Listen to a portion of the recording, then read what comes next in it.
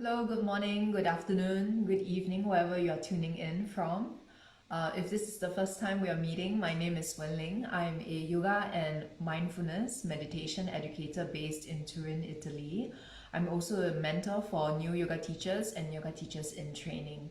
So as part of the Art of Teaching Yoga, this group that I currently manage, it's a community group with free resources and accountability. Today I wanted to share with you an episode on how you can begin incorporating philosophy in your classes. Right, so as beginning or new teachers to yoga, this might be something that is very interesting to you and you might not be sure how to go about to do this.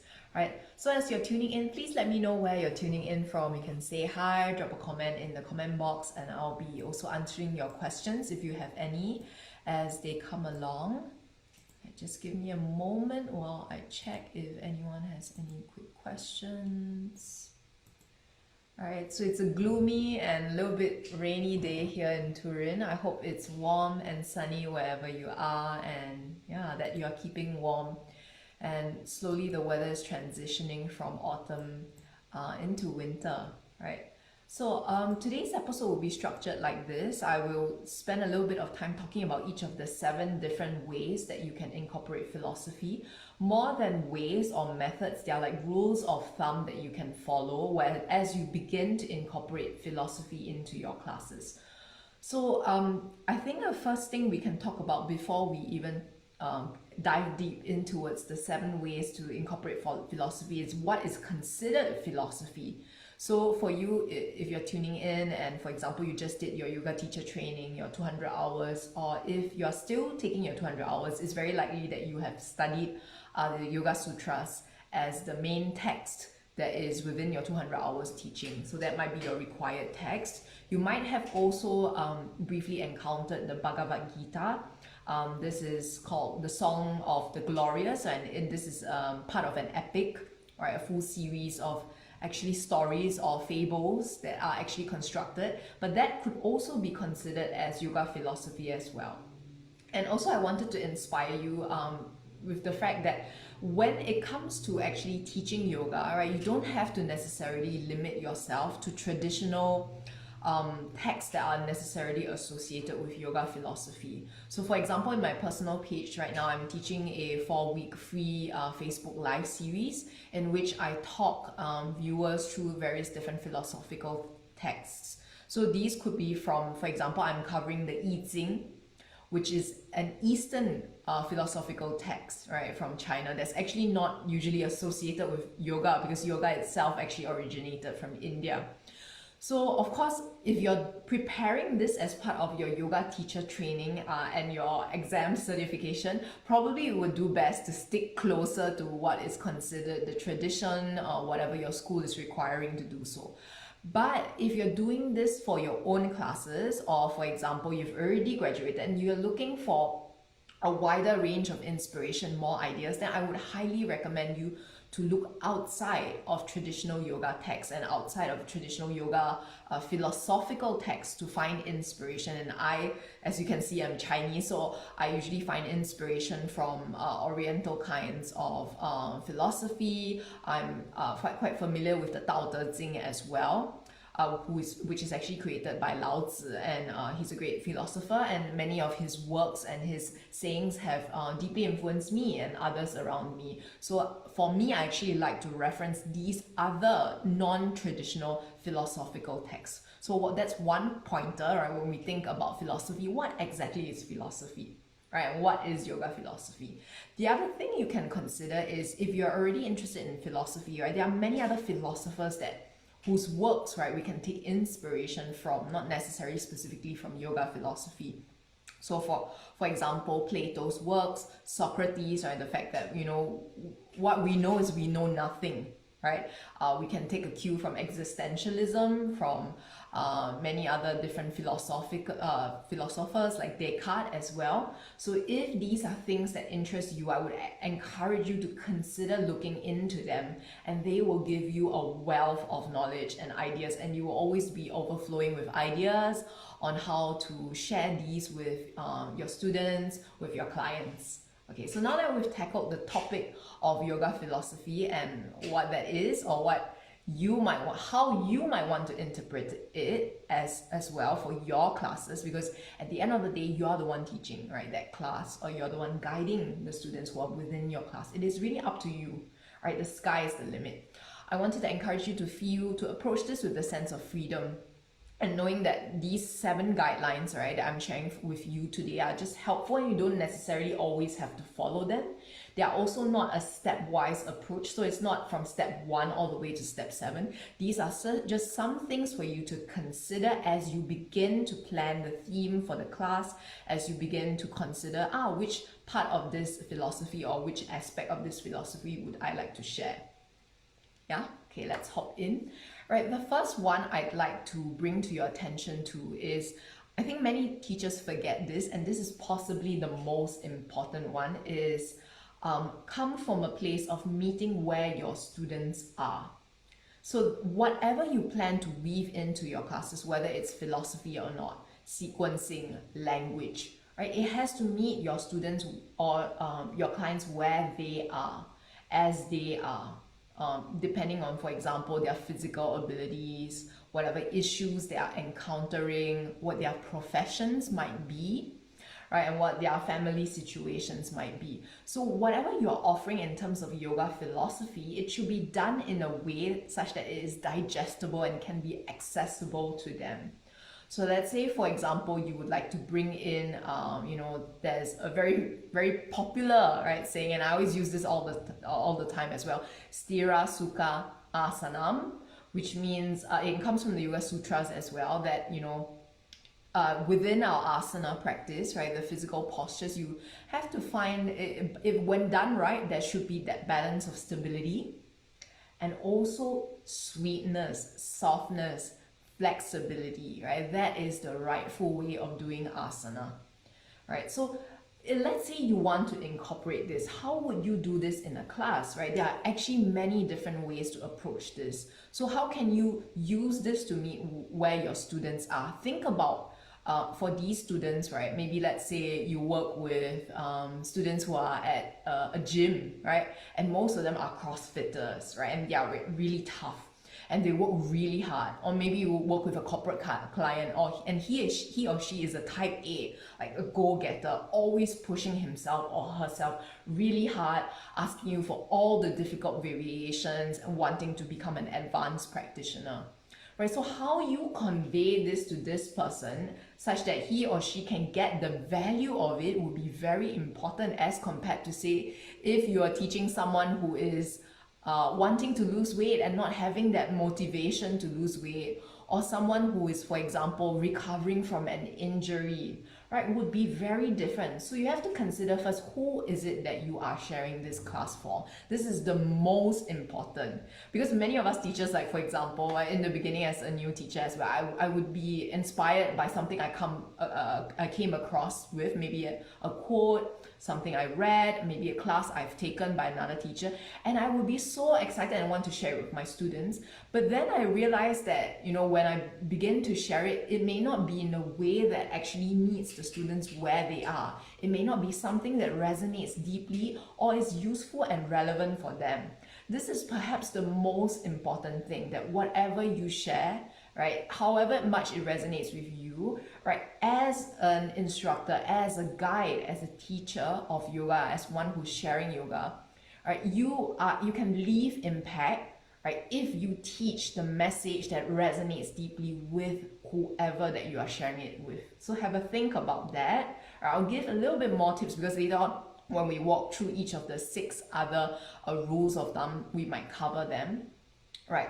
The second point, and this relates to who you're teaching, right? So firstly, think about who is it you're teaching. How can you meet your student or your client where he or she is? The second point is provide some practical application for this quote, right? Or for this philosophy that you are sharing, right? If you are using Stira Sukha Asanam from the Yoga Sutras, I think it's 2.6 from the Yoga Sutras, how are you going to then apply it? Is it only in a specific pose in asana? Is it also in your breath? Is it throughout the entire class? Is it also off the mat as well? How can we find that balance and the sweetness between efforting and also finding ease and comfort, right? So these are the things. And also perhaps some people in your class, right, they if they don't get this message, how can you rephrase it in another way that they can get it, that it means something that's meaningful to them, right? So I think this is pretty important, and giving something that people are able to understand using examples that people can understand would be very helpful for them to fully feel the benefits of whatever philosophy you want to share with them, so that they can feel it in the way that best suits them, that best resonates with their circumstances, with their problems, so they can use this knowledge to overcome whatever challenges they are facing. This is the power, I think, really, of yoga.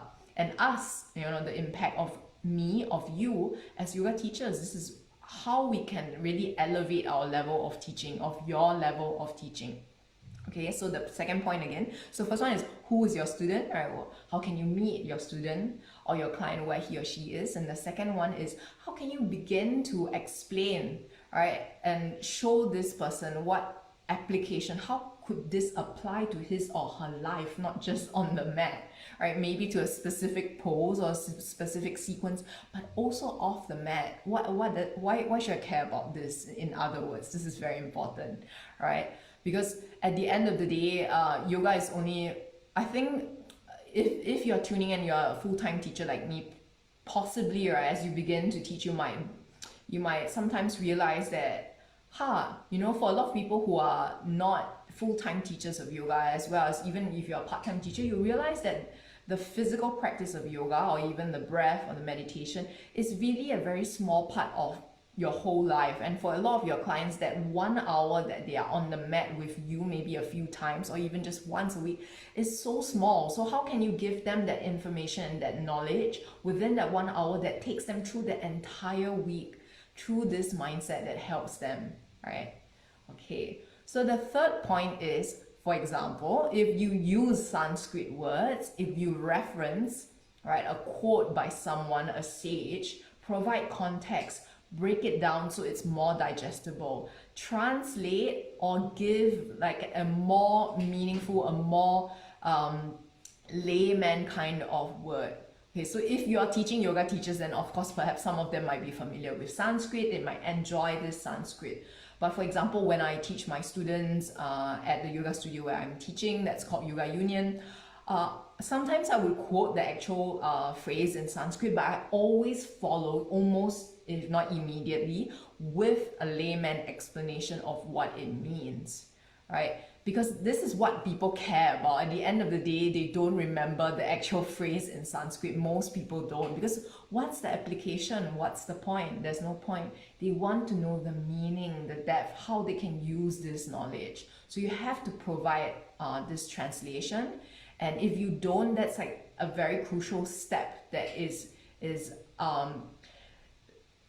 that will make your class, for example, from something that is more abstract and maybe philosophical to something that's practical, useful, like, hey, really helpful and relevant, right? So remember, break down Sanskrit words, very complex concepts, or for example, if you're referencing the Yamas and the Niyamas, the various translations. If you find one translation, for example, this week I've been teaching a 10-week yoga journey, home yoga journey, that takes the participants, and you might be tuning in and part of this as well, through the Yamas and Niyamas, right?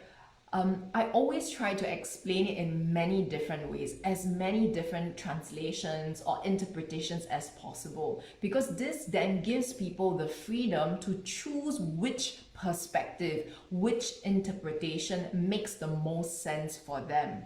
Right? If you stick to just one translation or one interpretation of an idea or a concept, then it may be hard for them to digest and apply this material. Because at the end of the day, right, I think when it comes to concepts, it's just like, imagine you were back in school and you were studying for an exam, right? Some information is learned by rote, like remembering, right? You remember this information and it never changes. But to me, what is actually truly value is the information that you learn, and you understand the principle behind this, why you have to do this, and the approach to doing something, right? It's not the actual steps. There's no foolproof formula, because the world is constantly changing and situations are always changing as well. This is why it is so powerful to learn ideas, approaches, and mental concepts, because these frameworks or these concepts, if you understand them and you keep them in your mind, you can then apply them to any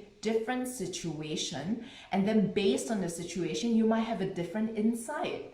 Right, and this is the same with regards to yoga philosophy. I believe it is the same. For the Yamas, the Niyamas, the Yoga Sutras, for example, Stira Sukha Asanam.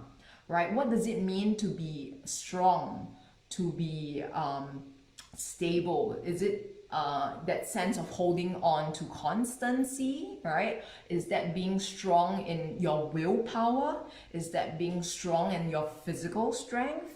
Is that being strong in terms of courage? You could see that there are so many different interpretations of this, right? And the same goes for sukha, finding that softness, that ease. Does that mean, right, relaxing and easing? And even then, relaxing, does it just mean relaxing into difficulty, into dis-ease, into, for example, change that is unfolding around us at the moment with COVID, with all this uncertainty, right? It's difficult. So again, there are many different ways. And could it also be like a parallel? How can we interpret this as a parallel between stira and sukha? Right, so this is just one example that I always go back to. Right, let's move on quickly to the next 4 points. If you have any comments, please feel free to pop them in the comment box so I can answer your questions. Right, the 4th point is, I think I talked a little bit about this already.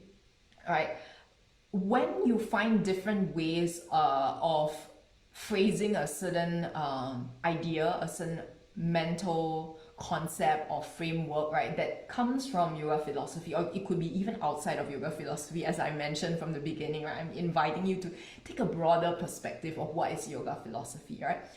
Is that what makes a good teacher is a teacher who shares, right, or guide who shares with the students how they can take it one step further and apply it to their lives. So I just wanted to state this explicitly as the 4th point, because I think it is very important.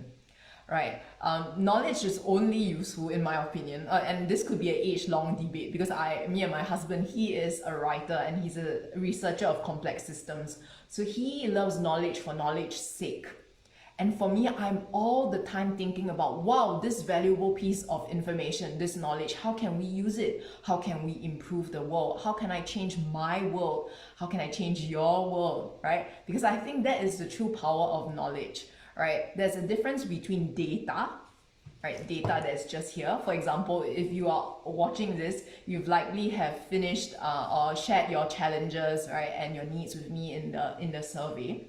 So how did I use that information that you shared with me? There's just, words, and then change that into wisdom, into knowledge for me, for you, because I understand your needs, and that I go further, I interpret that as understanding, your needs are, for example, as yoga teachers, finding confidence. That is a true unmet need.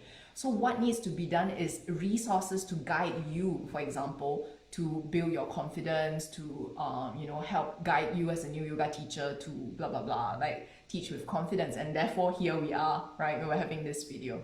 So I digress a little bit, going back to the topic again. Sometimes what I like to do is I like to explicitly, already in the beginning of the class, mention that this concept, Stira Sukha Asanam, which means this in Sanskrit, right?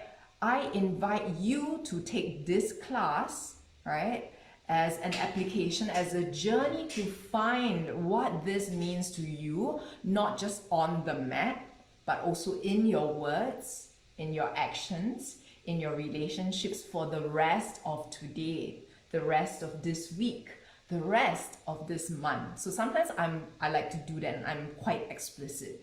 So if this doesn't suit your style, you don't have to do that. You can be very subtle. There are some other teachers, for example, if also when I work with my private clients, I like to give them homework, Right, with group classes, it's a little bit difficult because you're not sure when you might see the student again, right? If they go to a gym, maybe, they might not come for your class, they might go for another teacher's class. But if you work with private clients and you have a steady student base that you're seeing them regularly, give them a piece of homework, right? At the end of the class, say, oh, I invite you, to ruminate on this thought, or to begin to observe when you do this, or to begin to observe, when you are being more stira and when you are being more sukha, which situations call for which, and what does it mean to you to find the balance between stira and sukha, right? Then that becomes an exploration, that becomes a beginning, it becomes a seed that is planted. Right? True teachers don't give the answers to the solution because there are no answers. True teachers teach the students how to learn so they can learn forever. So they have this wealth of knowledge of knowing how to learn, and then they have the rest of their lives to continue to accumulate knowledge so that they can become teachers themselves. And I hope by sharing this, I empower you to feel the same, that you plant seeds in your students and your clients' hearts that will grow and blossom, right? This is the value, I think, of us as yoga teachers.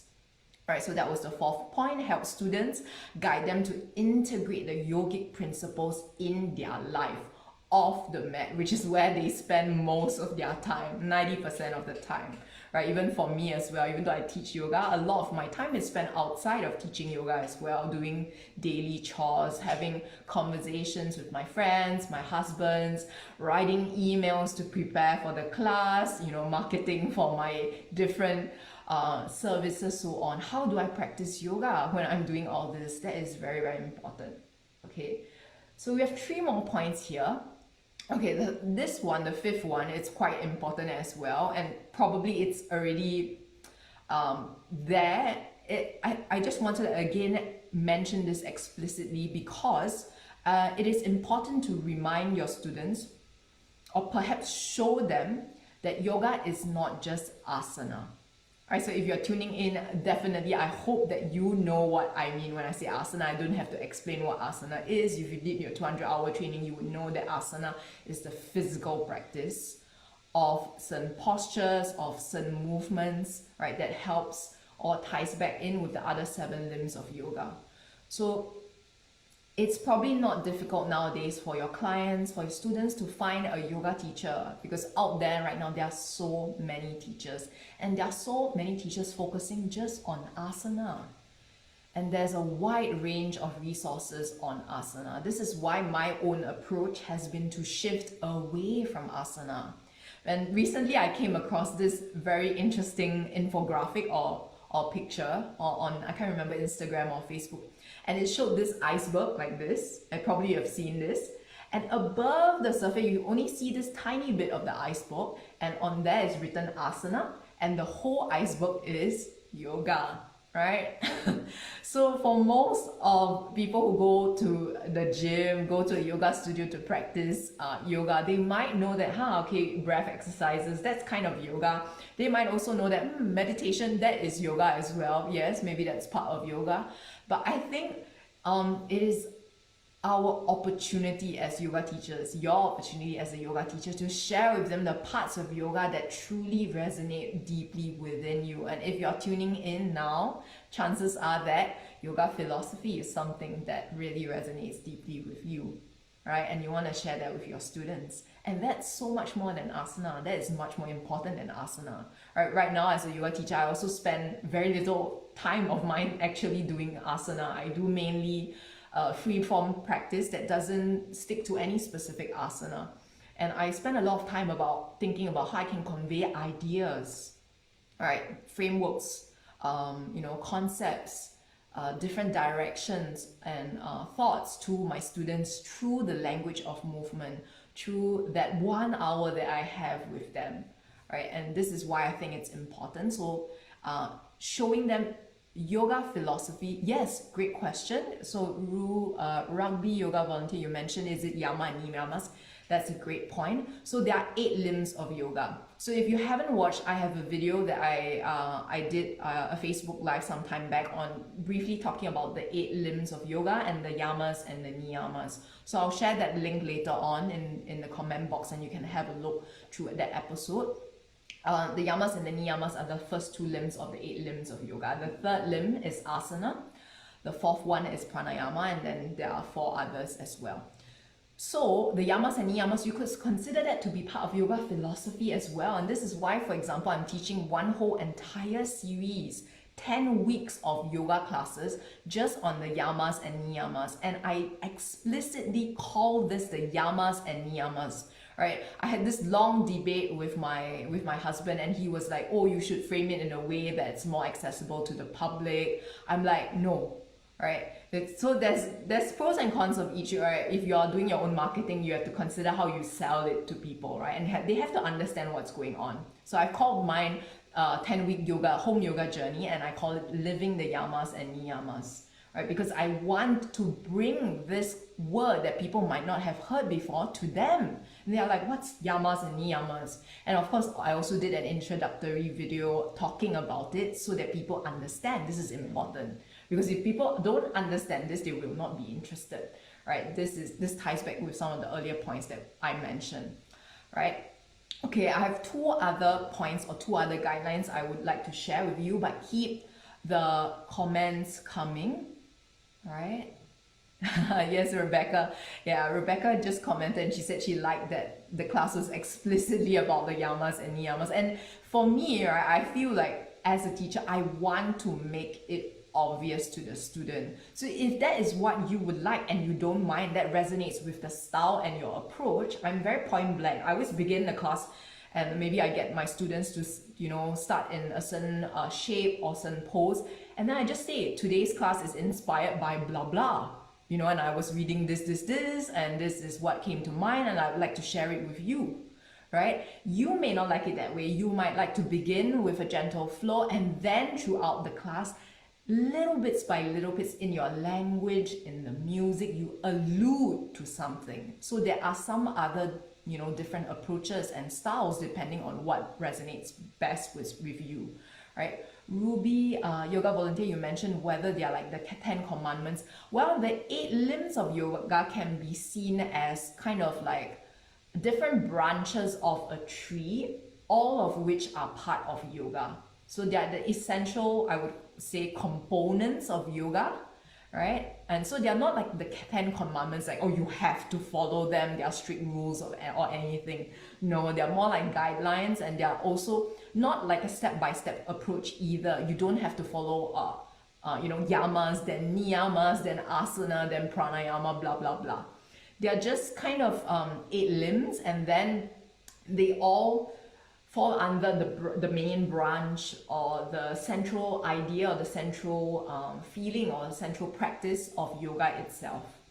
All right, okay, so I have 2 quick points to share now, and I think these are quite important. The 6th one is start slowly. If you've always been teaching a class that's very physical, with no meaning, with no explicit for example, referencing to a theory, an idea, right? And especially if your clients are, say, they came to the class because they're like, I want to work out. If your class is called power yoga, or if it's called, active yoga or yoga dynamic, right? Then people are wanting a dynamic class. They may not want a dynamic class, but they're coming to it because they know it is a dynamic class. That is their expectation. And if you don't meet the expectation of a dynamic class or a power class, then that will disappoint them, and some of them may leave. So you have to think about, okay, who is coming? First, remember that, okay, how can I make this accessible to them and in a way that is digestible to them?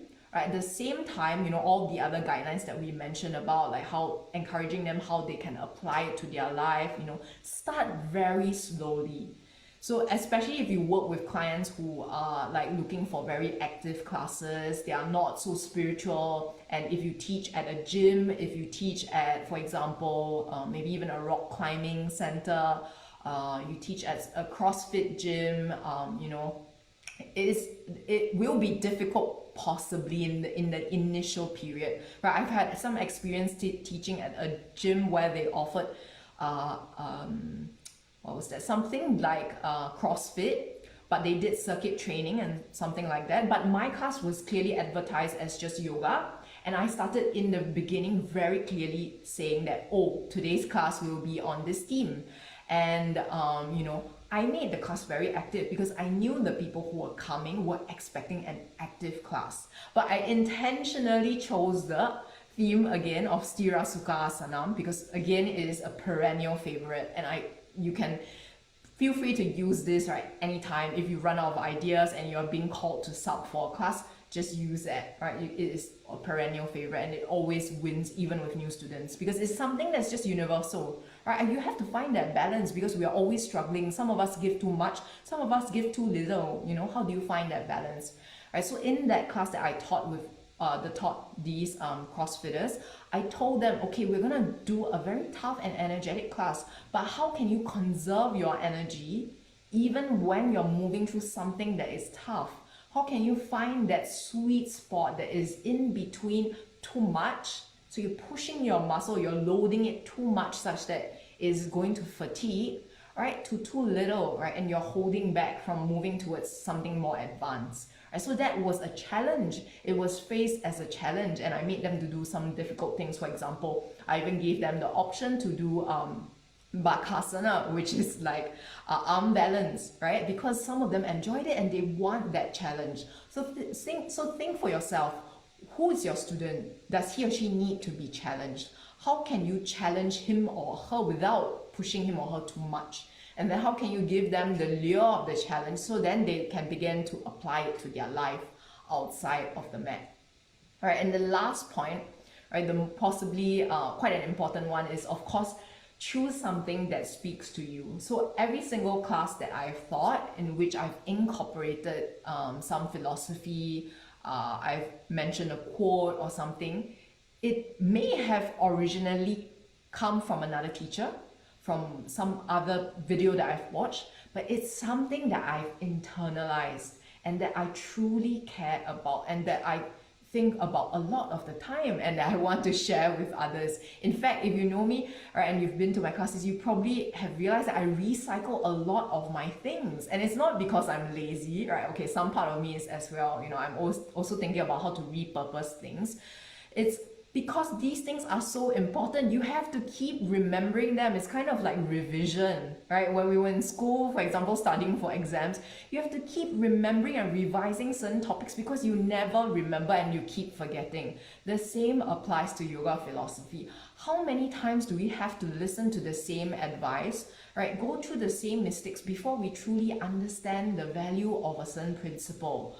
Before we are truly convinced of an idea and then begin to believe in it and apply it to our lives.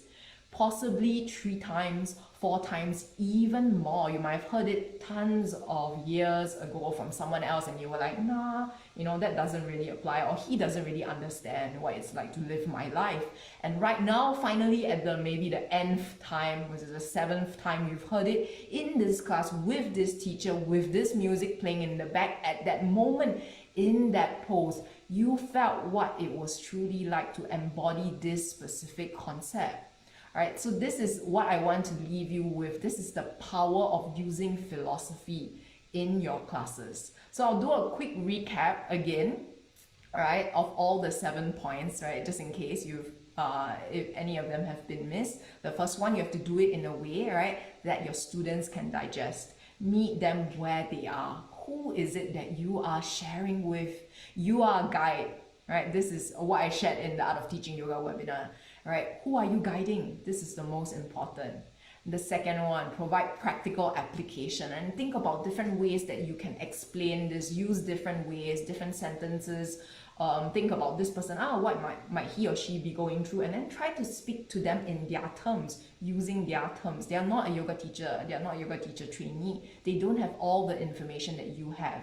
The third one, break down the complex concept into more digestible bits. right? Translate things so that they can understand. Don't just stick with the Sanskrit translation that you were taught in the yoga manual, you know, that your teacher said, right? If you had to re-explain it using your own words, what would that be, right? And use that, right? Because that is yours. Right? The fourth one would be to help the students think about how they can apply it to their life, invite them to apply it to their life, and then even challenge them, give them homework, right? If that applies to you. And the last 3 points, remind or guide students and let them know that, okay, yoga is more than asana. There is meaning behind the practice of yoga. I'm not just there for workout. I'm not just there to stretch my muscles, right? It is not Pilates. It is not CrossFit. It is not aerobics. And there's nothing wrong with all these other physical disciplines as well. It's just that yoga is different from these disciplines, and how you are there to guide your students, to show them how, right? And then the last 2 points are to begin slowly, especially if you've been teaching very physical classes, if you've been guiding clients who are like very used to, you know, this is what it is. There's no meaning beyond this pose. I do it because I feel good. I'm here to like relieve my stress. You know, you tell me what to do. I don't want to think. There are many clients who are like this, right? And then the last one is to choose something that resonates deeply with you, that you are here genuinely to share, and a journey that you would want to go on yourself as a guide. If you're planning a journey somewhere, right, where would that be? Where would you want to go? And then plan that journey, that wonderful, amazing journey. To date, all the workshops, all the classes, all the journeys I've taught, right, are ones that I wish existed but did not. I could not find something like that. Or maybe if I did find something, it was not exactly how I wished it would be. And therefore, this drove me to create the things that I created. And I hope to inspire you and, you know, share with you this information so that you can do the same. And I believe that you have the same potential to do this based on your unique strengths and your unique attributes, your unique experiences, right? We are all different and we are, you know, special guides in our own way. Okay, so I overran a little bit. If anyone has any further comments, please feel free to add them in the comment box, right? Okay, and then what I'll do is I'll also later on share the link to the Yamas and the Niyamas chat that the video, the Facebook Live that I did on my own page some time back, and then also I will post in the weekly newsletter. If you're not on there already, please go to the main page. There's a post saying that you can join the newsletter using this link. If you're in the newsletter, you receive all the updates on weekly episodes. You get resources on recommended, for example, videos to watch, books to read, updates on also expert interviews. I'm so glad and excited to share also a quick update that we've got another expert lined up. She's really amazing. We are not yet confirmed the date and time yet because she's pretty busy, but I'll let you know soon. She's in the field of somatics. Okay, and then also on the webinar as well. So if you're new and you haven't yet watched the Art of Teaching webinar, some of the others who have already, for example, Rebecca, who is also tuning in, they've watched it and loved it. So once again, it is more of an approach. I always like to share approaches because in Chinese also we have this saying that you teach a man, you give a man a fish, right? You keep him full for a day. But if you teach him how to fish, right, he is full for the rest of his life. And I think this is the value and the difference between a great yoga teacher and a normal yoga teacher, right? You are there to guide whoever you are guiding, right? So that they can teach and fly their own aeroplane. And if you haven't watched the episode on the expert interview with Bernie Clark, there's more on that, alluding to how you can teach your students to fly their own aeroplane, you know, to guide themselves to feel the pose from inside rather than from outside, right? So yeah, that's it, I think. And yeah, if you have any questions I didn't manage to answer, feel free to also leave a comment. You can message me also on this page, in my separate page as well. And take care, and I hope you have a great week ahead.